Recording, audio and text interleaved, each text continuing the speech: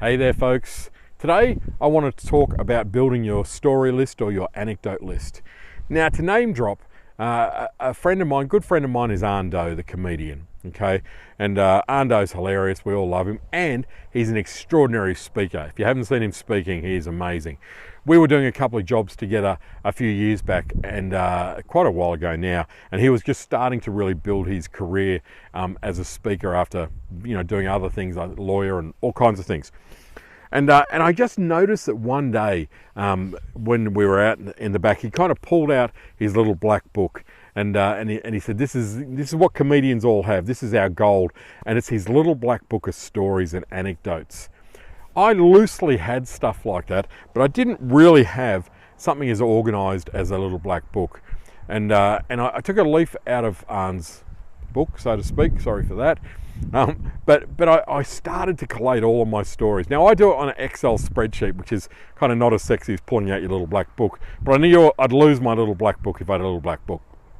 And I started to have anecdotes, and I filed them under like my personal story. Might be small business success stories, small business failures. It might be customer service. It might be book writing stories, whatever it might be. But I have this amazing spreadsheet which has got like thousands of stories on it, which makes it really, really easy for me to add stories to and from my presentations. And my presentations are all deeply, deeply story-based, and that only gets more story-based as I get older.